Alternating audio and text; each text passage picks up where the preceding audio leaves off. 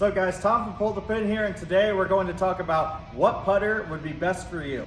A lot of people will just go to the putting area, wiggle a few putters, see how it feels, see how it looks, and they'll decide based off that. But there's a lot more that goes into picking a putter than just what looks and feels good. And today we're going to talk about the different types of putters and how you can figure out which one is best for you. When you're talking about a traditional heel shafted putter, there are a couple of different options that could come from that. You could talk about the amount of toe hang that there is in a putter. And by toe hang, I want you to focus on how much the toe of the putter droops. So with a face balance option like this, you see the toe stays up square towards the ceiling. This type of putter typically is best for someone with a slow closing rate, or a lot of people will refer to it as a straight back, straight through stroke.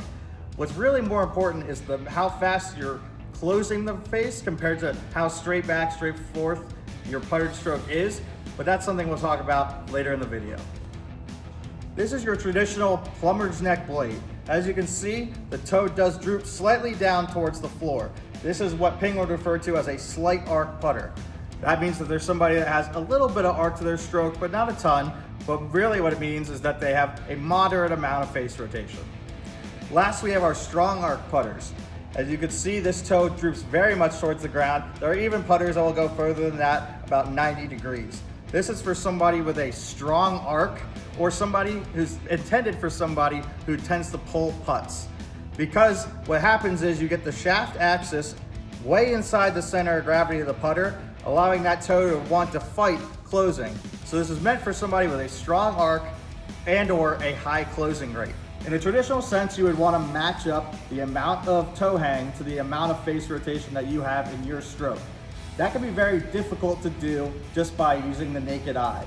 Here at Pull the Pin, we use SAM PuttLab in order to be able to tell how much the shape of your stroke and how much face rotation you have and match you up with the right amount of toe hang for your stroke. There are exceptions to the rule. These are generalizations on how much toe hang would be best for what type of player. Although recently in a fitting, I actually had a player that had a moderately high closing rate end up in a face balance putter, because how that player reacted was different than the norm.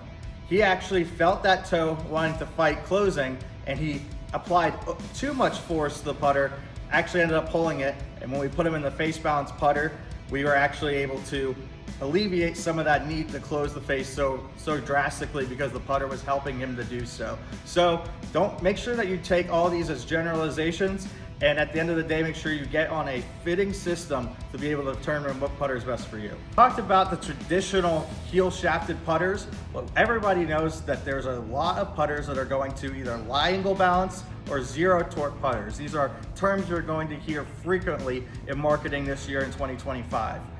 Now, the idea of these zero torque putters is that they eliminate that idea of toe hang. Lab would say this would swing freely, or as you can see when I balance it on my finger, it is toe up.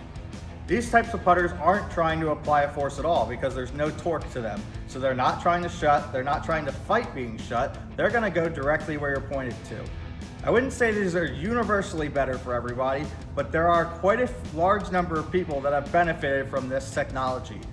It allows you to keep the face pointed directly to where you want it pointed, and it's best for those that tend to have their face square to their path along their line. So we've talked a lot about the different styles of toe hang or lack of toe hang that can be found in putters, but there's also a huge difference in the style of head that you choose. You can go with the traditional blade or something more like a mallet.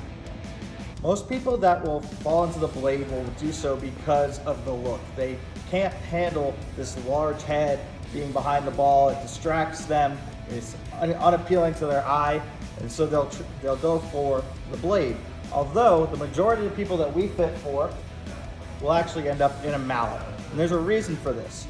As you add more mass to the head, as you draw the center of gravity deeper with this elongated head, you're actually creating higher MOI, which means moment of inertia.